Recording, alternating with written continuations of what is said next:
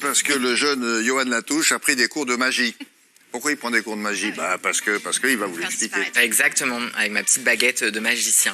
Et alors la magie, William, ça remonte évidemment, mais alors aux prémices de l'humanité, puisque tout simplement on cherchait à comprendre, tous les peuples ont toujours cherché à comprendre ces forces invisibles finalement qui régissent un peu le monde. Donc c'est vrai que ça a été dans toutes les croyances, évidemment dans la religion, des prêtres, des chamans qui vont faire des incantations, qui vont écrire des textes sur la magie. Oui, bien sûr, Tutu qui est chaman, on le sait à ses heures perdues. La sorcière de la rue Mouffetard, comme on l'appelle entre nous, puisque la magie, ça la connaît. Et alors bien sûr, au fur et à mesure des siècles, la magie, il y a aussi eu des périodes sombres. Au Moyen-Âge, il n'était pas trop bon de faire la magie. D'ailleurs, Anthony, je crois que vous savez très bien le faire. Messire, c'est sorcellerie.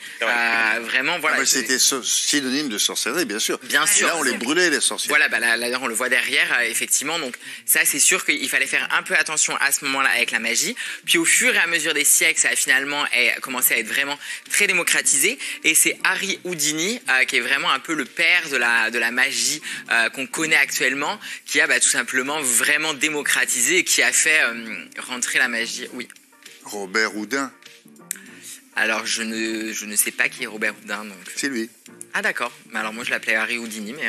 Quand il est parti aux États-Unis, ils l'ont appelé comme ça. Ah d'accord, ok, je savais pas. Donc voilà, double nationalité du coup et double nom, voilà, on le sait maintenant. Et alors ?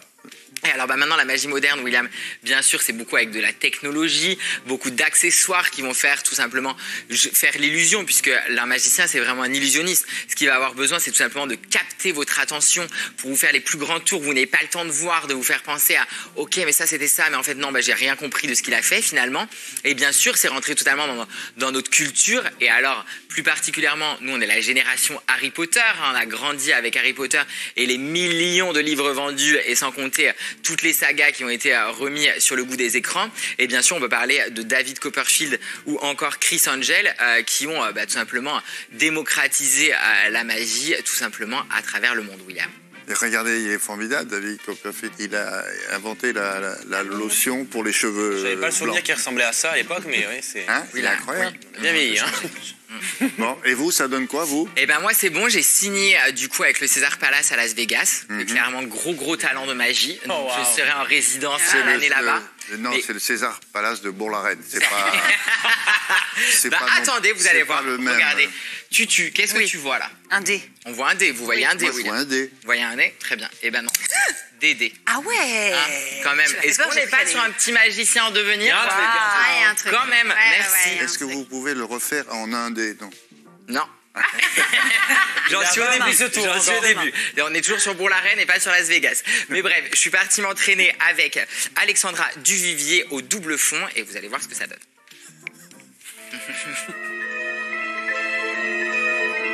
Bonjour Alexandra. Salut Johan. Ravi de te connaître. Mais pareillement, je suis super contente. Merci de me recevoir dans ce lieu un peu atypique quand même, non?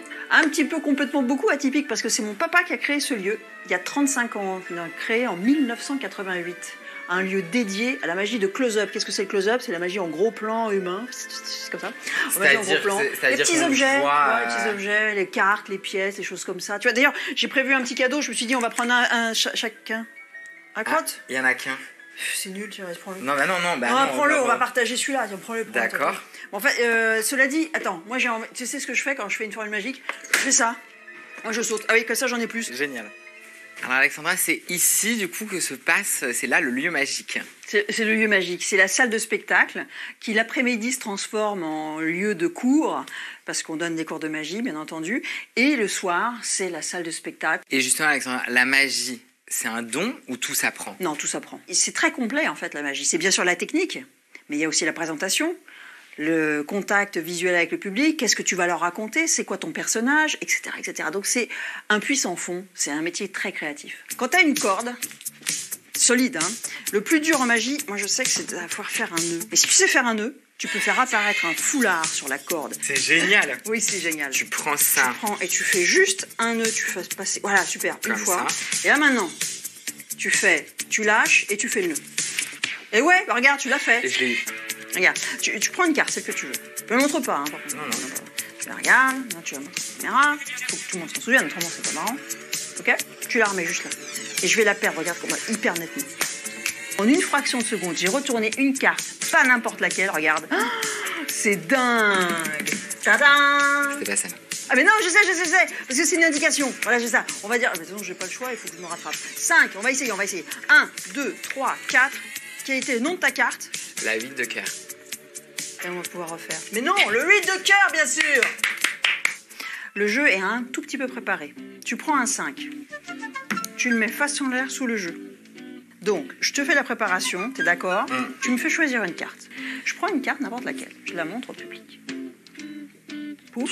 Et qu'est-ce que tu fais, toi? Tu J'ai dit, Alexandra, on va couper. On perd la carte, Alexandra. Une seule fois. Il y a des trucs quand même, il y a des trucs. Est-ce que Alexandra, ta carte... Et c'est pas ma carte, tu t'es trompé, Johan. Pourri, c'est parce que je suis en apprentissage. Pourri. Je pense que tu as ta carte, elle doit être par ici. Et est-ce que tu avais le 3? Non, parce que tu as compté 4 cartes, pas 4. On reprend à 0, t'as raison. On reprend à 0. Non, tu coupes pas maintenant. Tu vas me faire le plaisir de choisir une carte. Avec joie. Je vais prendre celle-ci parce qu'elles sont bien. Tu la montres aux téléspectateurs et moi je ne la vois pas. Effectivement. Très bien. Tu me la donnes. Oui, je te la donne. On va la remettre. Oui. On va remélanger Voilà. ce petit tas, Parfait. etc. Très bien. Et là, je vais essayer par magie Voilà. de retrouver Non. ta carte. C'est pas du tout ma carte, Johan. Non, c'est pas ça ma carte. C'est sûr que c'est pas ta carte. Ah ben alors, affirmative. Ok. Oui. 8 de cœur. C'est la tradition dans cette chronique. oui. Il faut me donner une note pour ma prestation du coup de magicien. Moi, je mettrais un 7,5 sur 10 parce que tu as très bien joué le jeu et tu t'es pas découragé et tu as réessayé et ça vaut de l'or. Un petit bisou, William. Oh, le petit bisou, bisou. Will. Ah oui, oui, oui. Ah, Elle l'a fait sortir. Ah bah bien sûr, par Ah, magie, c'est fort, un petit hein. bisou. Comment pour on William. fait pour devenir... Là, ce qui est intéressant, c'est d'amuser la famille, les enfants, les voisins, les Bah non, puisque moi c'est bureaux. bientôt mon métier, donc finalement Non, mais, il faut apprendre quand même. Donc vous pouvez avoir... Non, mais vous vous êtes formé. Ah maintenant moi c'est bon, maintenant, je suis prêt moi. Mais sachez qu'en France, c'est le seul pays au monde où il y a un diplôme pour devenir magicien qui vaut un bac+2, c'est depuis 2018 pardon, donc c'est assez récent. Mais maintenant que vous avez un bac+2 magicien, donc vous pouvez vraiment faire votre métier. Ça coûte 10 000 €, mais c'est finançable quand même par notre fameux CPF qui ne sert à rien, donc plutôt effectivement l'utiliser. Après vous pouvez bien sûr vous former. On a tous eu ici une boîte de magiciens quand on était petit quand même. Généralement c'est quand même le bon souvenir pour démarrer. On peut se former par internet et sachez que c'est pareil pour acheter les accessoires. Vous avez bien sûr des accessoires qui sont disponibles sur le net ou encore dans des boutiques. Et à Paris, figurez-vous qu'on a la plus vieille boutique de magie, c'est Magie Mayette et elle date cette boutique de 1808. C'est la plus vieille boutique de magie au monde. Oui. Et voilà. Rue de... C'est dans le 7e, c'est vers Saint-Germain-des-Prés.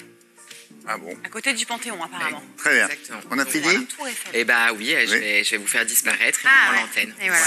Bah oui, on va se faire disparaître. Madame, monsieur, merci de nous avoir reçus. Je vous souhaite un bon après-midi, mais on se revoit demain. Coup de baguette magique vers 12h45. Et hop, on va apparaître. Merci.